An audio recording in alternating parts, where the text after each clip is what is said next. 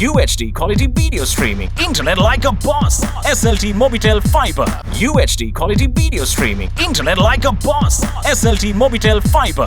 Comfort Moodian භාගයයි කලක් පවතින අලුත් පෙනුමයි. 2.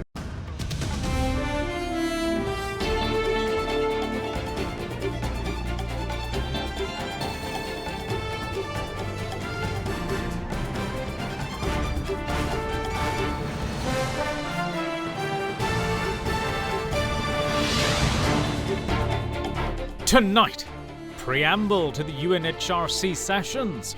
Pros and cons of the PTA amendment bill continues to be hammered out, with Geneva looming on the horizon. The argument that it takes time to bring a new PTA Act, I do not buy at all. We must not allow the best to become the enemy of the good. Meanwhile, one expert sees a golden opportunity. Please go through 2001 Patriotic Act USA, 2021 Anti-Terrorism Act in Switzerland. If you really follow this very strict law, we can pass in Sri Lanka. Quality, not quantity. Calls for Sri Lanka's organic agri-exports to adopt traceability mechanisms. I doubt very much whether the normal fruits and vegetables, we will be a big exporter in organic. There are simple technologies that you can establish. So when we are gearing up for the international market in coming few years, we have to think about bringing in all these elements. More relaxed. New Gazette makes post-mortem PCR tests non-mandatory. All that and much more coming up on First at 9. This Wednesday, the 16th of February 2022. Fair and Lovely will alut nama then Glow and Lovely. Fair and Lovely then Glow and Lovely. From AdaDerana, this is AdaDerana First at 9. Live from Studio 24 in Colombo. Good evening, welcome to First at 9. I'm Dhammike Kanai. Now then, Sri Lanka's Prevention of Terrorism Act has come under intense scrutiny in recent weeks, more than before, especially since the government tabled the draft bill to amend the Act. Its critics have been swift to dismiss the bill as a mere attempt to placate the international community in the lead-up to the United Nations Human Rights Sessions in Geneva towards the end of this month. But one expert believes a golden opportunity has been presented to Sri Lanka to introduce strict anti-terror legislation in place of the PTA by imitating similar laws of two countries which are vociferous against it, namely the United States and Switzerland. During the past week, several petitions challenging the bill to amend the Prevention of Terrorism Act No. 48 of 1979, which was presented to the Parliament by Foreign Minister Professor G.L. Peiris, were filed before the Supreme Court. The latest came on the 14th of February by former Commissioner of the Human Rights Commission of Sri Lanka, Ambika Satkuranathan. On her official Twitter handle, she noted that the FR was filed on the basis that the amendments are inconsistent with several acts including 3, 4 and 11 of Sri Lanka's constitution. On the 11th of February, Executive Director of the Centre for Policy Alternatives, Dr. Pakiyasothi Saravanamuttu also filed a petition against the PTA amendment bill. What the petitioners seek is that the apex court to declare that certain provisions of the proposed bill are unconstitutional, and a two-thirds majority in Parliament and a referendum are required to pass any provisions. All in all, the bill is criticised by certain factions as an attempt by government to appease the international community, with one eye on looming UNHRC sessions. Key dimensions of this act have not been touched at all. The whole question of the production of a suspect before a magistrate 72 hours after taking them into detention remains untouched. There is no proper definition of terrorism. The admissibility of confessions has not been touched. The ability to move a suspect from one place of detention to another has also not been touched. There are key fundamental features of the legislation which are integral to the legislation that have not been touched. We committed ourselves in 2015 to the repeal and replacement of the PTA and a replacement in line with international human rights standards. That is what we should be getting on with. The argument that it takes time to bring PTA reforms or indeed to bring a new PTA Act, I do not buy at all. The Human Rights Commission of Sri Lanka has called for the so-called PTA offences to be included in the penal code. Perhaps that's a way to go, and therefore there would not be a need to replace the PTA with a new act, but to incorporate these violations into the penal code. Where there are criticism, some believe the present circumstances offer the government a golden opportunity to bring Sri Lanka's anti-terror legislation in line with international standards. Former chairman of the Sri Lanka Human Rights Commission, Professor Pratibha Mahanama, is one of them. His view is that the island should follow in the footsteps of Switzerland and the United States, two countries which are detractors of the PTA in its current form. My personal view, you must comparatively look two laws when Sri Lanka anti-terrorism laws are coming up. Number one, this is where 2021 June, the most controversial anti-terrorism law, which give more powers for the police, security forces to arrest and detention, as well as for prevention methods. This law, before passing in parliament, it went for a referendum. Switzerland citizens, they approved this most strict law. Up to date, when you analyze other countries' anti-terrorism law, 57% agreed you must take strict measures to combat, counter down, as well as military extremists and other type of terrorism. Most of the specialists say this is the most strict law in the world combating anti-terrorism. So Sri Lanka, we have a very good opportunity to get the law as an example from a country, Switzerland and UN complex in Geneva. So no problem, because the citizens gave their mandate, gave their vote. And after 9/11, we have seen United States Patriotic Act. Why they passed the Patriotic Act? To combat this type of terrorism. And also, some section in the Patriotic Act may be controversial, but best for the national interest. Without a search warrant, the police come and search our computers. I personally urge from the lawmakers, please go through 2001 Patriotic Act USA, 2021 Anti-Terrorism Act in Switzerland. If you really follow this very strict law, we can pass in Sri Lanka. Even nothing to worry. With majority of Sri Lankans, if this go for a referendum, I strongly believe this can be passed. Because the most important one, after Easter attack, we don't know in future what will happen, what type of nature of terrorism will come up.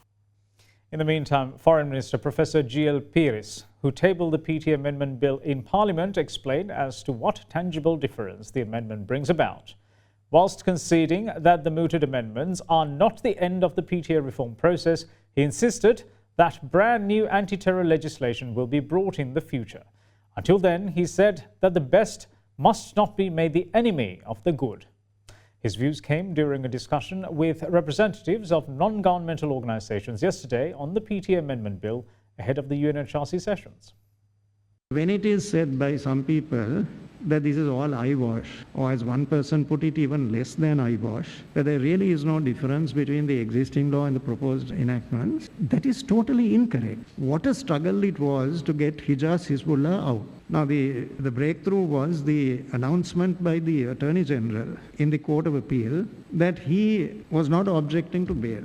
In the typical case, bail is refused because of vehement objections by the state. But here the Attorney General goes into the Court of Appeal and says, I have no objection, my lords. What happened next? The High Court of Puttlam said the Attorney General is consenting to bail, but that makes no difference because the court has no jurisdiction. Therefore, the High Court of Puttlam refused bail, notwithstanding the assertion by the Attorney General in the Court of Appeal that he had no objection whatsoever to bail being granted. Now, why did the High Court of Puttlam give that ruling? Because of Section 15 of the Prevention of Terrorism Act, which on the face of it says, if the charge is brought under the PTA, the court shall remand. That is there in black and white. So the High Court of Puttlam said the Attorney General's view is really not relevant. I am guided by the statute. Then it took all the legal ingenuity to convince the Court of Appeal that shall should be construed as may. There is jurisprudential material on that subject that in certain contexts, when a statute says shall, it must be construed as may. It was a Herculean task. All of this would have been totally unnecessary if the amendments that are being proposed had been part of the law, because this says specifically that after a certain period, the court has jurisdiction to grant bail. Can anyone who is not unrepentantly biased say no difference at all when the proposed law says the hearing shall be from day to day, compulsory, unless in very exceptional circumstances the court believes that should not be the case. That is very much the exception. The norm, day-to-day proceeding. Doesn't that make a difference? Today, as the law stands, there can be an interval of 9 months between two dates of trial. If you want to bring down a government, that's a different matter. But is this going to be made a football? We are doing what we think the country needs in all conscience and in all honesty. Compulsory. The court is compelled to hear from day to day. Now take very basic matters like the right to counsel. Now that is part of the constitutional jurisprudence of many countries. Now when people say what is new about this is all eyewash, it's already in the law. It's not in the law because the police can say no, you are under interrogation, we are questioning you, we can't allow a lawyer here. Then the person in detention has to approach the Supreme Court under fundamental rights, that is under Article 126. You have to make out a case. Now, just as High Court of Putlam, in the earlier case of Anaf Jazim, the High Court granted bail. But the High Court of Putlam said, I can't grant bail because I have no jurisdiction. So courts differ in interpretation. In fundamental rights cases also, there are divergences of opinion. So there is no statutory entitlement to access to an attorney at law. You have to plead your case and you have to prove your case before the Supreme Court. Now that matter is placed beyond any shadow of doubt because the new law says that it shall be the statutory right of the person in detention to have access to an attorney at law. The Yapalna government was working on something called the Counter-Terrorism Act. In the making, it was 2 years and 4 months. In the end, nothing whatsoever happened. We don't want a repetition of that exercise. I don't want to spend the next 2.5 years. If you want me to spend 2.5 years, fine, I'll spend 2.5 years. But that's not going to help. That's not a constructive approach. We must not allow the best to become the enemy of the good. So this is the first step. These are urgent amendments. We can't wait 2.5 years to enact these amendments. That does not mean that we are complacent. We are working on a comprehensive new law. Now then, experts on organic exports and value chains urge the adoption of new mechanisms to attract high prices for organic agri-produce, such as product traceability. Speaking at a webinar on organic trade and farming possibilities between Netherlands and Sri Lanka, the organic products that Sri Lanka can promote in the Netherlands were explained. We have a huge issue in productivity. Except perhaps rice, all our productivity in most of the crop sectors are very much low. So that is why we import over 2 billion worth of food. Even some of the basic food and beverages are imported. So any production strategy, I believe, should be first to improve the productivity of the crop sector. So some of the areas can be released for doing organic, because food security is something that we cannot just forget for the sake of doing organic for export. So what I would see is that the most high potential tract should be used to produce more basic foods for the country, and then by improving the productivity we can release some of the land, existing land used in the production, to do some of the crops, particularly the organic for export. So the crops that Sri Lanka has the potential for export are, there are a lot of tropical fruits available which are mostly grown in the wild and in the home gardens, like jackfruit and some of the many tropical fruits are there. So then there are a wide range of yams like the manioc and various kinds of yam which are basically organic. They are not using big inputs, and then mostly perennials like even tea, coconut and cinnamon. I doubt very much whether the normal fruits and vegetables, we will be a big exporter in organic, given the fact that the country is short of food and bulk of the population spent, I think, more than 50-60% of their income on food. So that is the scenario. Any strategy, any plans to expand organic production targeting export should be a part of the total production package targeting productivity enhancement. In the meantime, ways to be competitive in international value chains with regard to organic exports was also explained. We need to think of new ways in terms of looking at these international value chains. You need to select a value chain where you can be competitive, where you have the competitive advantage. There are tropical fruits. For example, EEJC is one of the mango varieties that we have this competitive advantage in the international market. And then, for example, superfoods like moringa leaves and then tosap fruits and jackfruits. These are the things that Sri Lanka can bring in the competitive advantage. And at the same time, one of my suggestions is to look for traditional rice varieties that we produce in the country. So there are a lot of value chains that we have to carefully select where we have the competitive advantage. When you look into organic products, they bring you what we call these ecological goods and services, whether it provides something good for the environment or whether it provides something good for the consumer. But at the same time, you need to look for the willingness to pay for the consumer. Why would a consumer would pay high price? And one of the ways that you can attract that high price is by establishing traceability. Sri Lanka, let's say, a bit new to this concept of traceability, but there are organizations in the country which does this traceability system. We don't have to talk about fully fledged traceability systems like blockchain technologies and whatever, but there are simple technologies that you can establish. So when we are gearing up for the international market in coming few years, we have to think about bringing in all these elements so we can make sure that our competitive advantage is secured.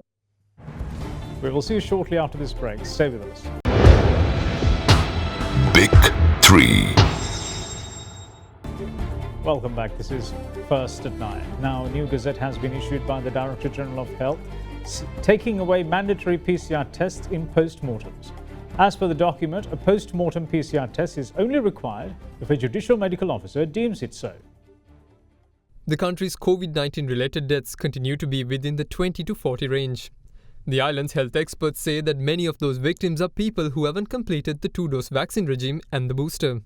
The director of the Tertiary Care Services of the Ministry of Health, Dr. Anwar Hamdani, confirms that 65% of daily COVID deaths include people who have not received the booster dose. As such, health sector officials continue to urge the public to complete the vaccine regime and get the booster dose that is available at designated vaccine centres free of charge. In the meantime, the Director General of Health Services issued a circular today stating that it is no longer mandatory for a post-mortem to be conducted. According to the circular, the post-mortem PCR test can be carried out only if deemed necessary by a judicial medical officer. However, the regulation pertaining to the disposal of the remains of a COVID-positive individual will be carried out in the usual method.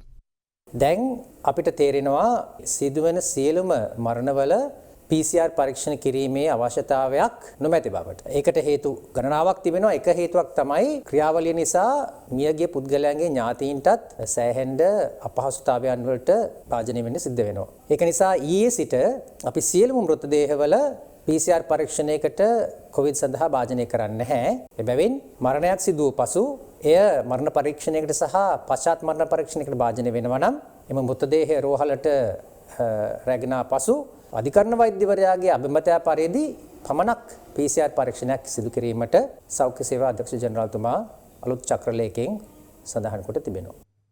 Now then, Sri Lanka is aiming to establish a knowledge hub in the region so countries can learn from each other and recover faster from the pandemic. These views were expressed by Sri Lanka's permanent representative to the United Nations in New York, Mohan Piris, at the 60th session of the Commission for Social Development. He also called for an overhaul of what he termed the morally bankrupt international financial system in the post-pandemic era, where the likes of poverty and unemployment have become the new normal. The 60th session of the Commission for Social Development is being convened at a juncture where the multiple impacts of the pandemic have been especially severe on the developing countries. The twin problems of access to vaccines and a reversal of development gains, even in countries where the pandemic has been relatively well managed, has placed the implementation of the 2030 Agenda for Sustainable Development Goals at a considerable risk. Today, we find ourselves in a situation where poverty, unemployment, and social exclusion continue to be rampant and unabated across the globe. This seems to be the new normal situation that we are forced to reckon with. Loss of livelihoods of individuals due to the pandemic-induced economic downturn has been devastating. As a country that has depended on the tourist industry, the Sri Lankan tourism industry was severely affected by the pandemic, although it is heartening to witness early signs of a recovery now. While certain sectors have adapted with innovative strategies and other sectors such as the ICT sector have witnessed a sharp upturn due to the new adaptations that have become necessary, many sectors, especially services, have been negatively affected. The Secretary General has submitted in his report Our Common Agenda and in his briefing on the work of the organization, the depth and substance of the issues that face us today. Successfully overcoming the triple issues of vaccine inequity, climate change, and overhaul of the morally bankrupt international financial system are a sine qua non if the new normal is going to be better than the old ways of the past. Sri Lanka's permanent representative to the United Nations in New York, Mohan Pires, also elaborated on the success the island has achieved in the vaccination front and the aim to establish a regional knowledge sharing hub.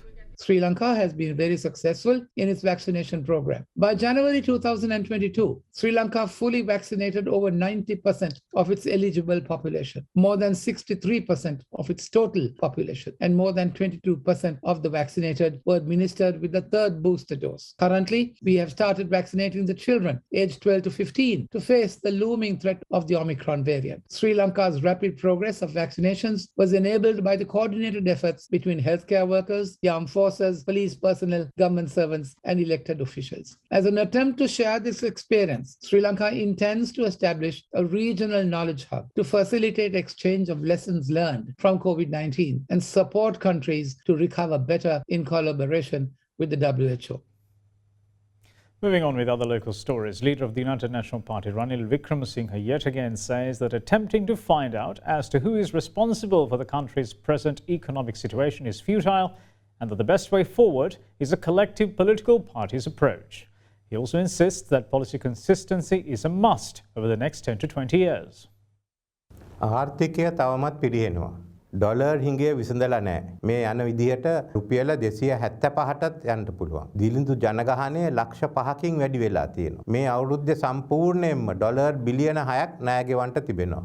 තවත් අලුත් ප්‍රශ්නයක් ඇති වෙලා තියෙනවා. විදේශ විනිමය ගණදෙනු බැංකු වලින් ඉවත් වෙලා දැන් කරන්නේ හවාලා ක්‍රමයට. ඒ නිසා බැංකු ක්‍රමය අතහැරලා තියෙන්නේ. ගිය දෙසැම්බර් මාසේ IMF කණ්ඩායම ලංකාවට පැමිණියා. ඒ වාර්තාව එන සතියේ ඉදිරිපත් කරනවා කියලා තමයි අපි දැනගෙන ඉන්නේ. ඒ වාර්තාව ලැබුණේ ගමන් අපි කරන්න ඕන ඒක පාර්ලිමේන්තුවට ඉදිරිපත් කරන්න. ඊට පස්සේ ඒ ගැන අපි විවාදයක් පවත්වමු. ඔය ඒක පක්ෂග්‍රාහී වෙන්න උවමනා නැහැ.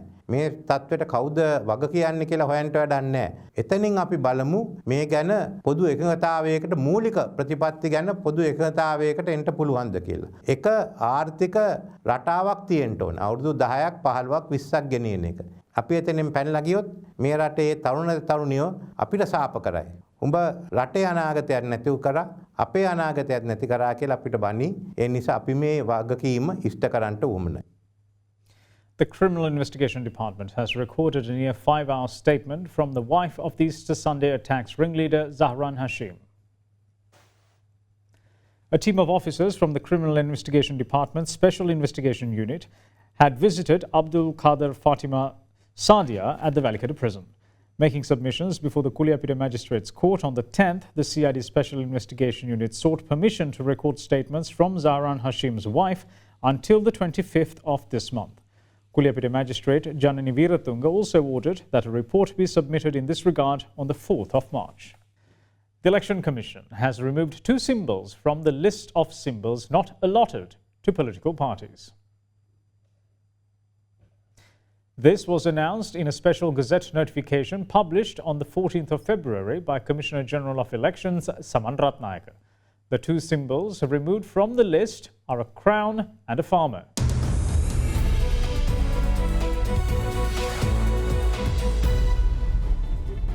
Welcome back to First at 9. Now, the Purchasing Managers Index has improved in January 2022 compared to December last year, with an increase of 0.6 index points to record a value of 58.7. It's mainly attributable to the improvements recorded in new orders and production, together with the recovery in employment during the month. Stock of purchases also increased, while suppliers' delivery time lengthened on a month-on-month basis. The central bank says that the expansion in new orders, production and stock of purchases, particularly in the manufacture of textile and wearing apparel and food and beverage sectors, have mainly contributed to the improvement in the Purchasing Managers Index. Although employment sub-index recovered to positive territory in January 2022, employment sub-index with respect to the manufacture of textile and wearing apparel sector continued to decline, reflecting the difficulty in attracting employees to the sector. Meanwhile, the stock of purchasers increased in line with the expansion in new orders and production. The supplier's delivery time lengthened at a slower pace in January 2022 on a month-on-month basis. Many respondents had stressed that they experienced delays in receiving import consignments, particularly due to impediments in the clearance of shipping documents, opening of letters of credit, and congestions at the port.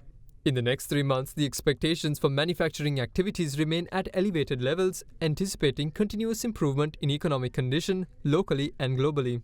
Meanwhile, services sector PMI recorded an index value of 57.5, indicating a continuous expansion in the services sector at the start of 2022.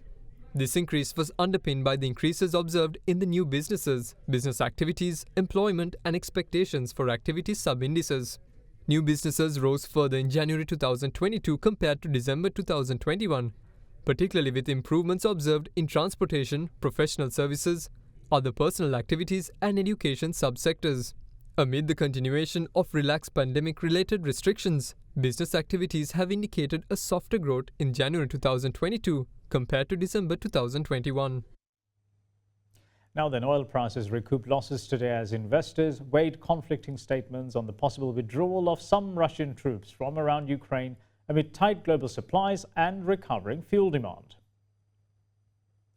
Brent crude was up $1.28 at $94.56 a barrel, having slid 3.3% overnight after Russia announced a partial pullback of its troops near Ukraine. US West Texas Intermediate crude was up $1.14 at $93.21 after the contract ended yesterday's session with a 3.6% decline. Both benchmarks hit their highest since September 2014 on Monday, with Brent touching $96.78 and WTI reaching $95.82. The price of Brent jumped 50% in 2021, while WTI soared by about 60% as a global recovery in demand from the COVID-19 pandemic strained supplies. Beyond Ukraine tensions, the oil market remains tight and prices could still be on course for a move towards $100 a barrel.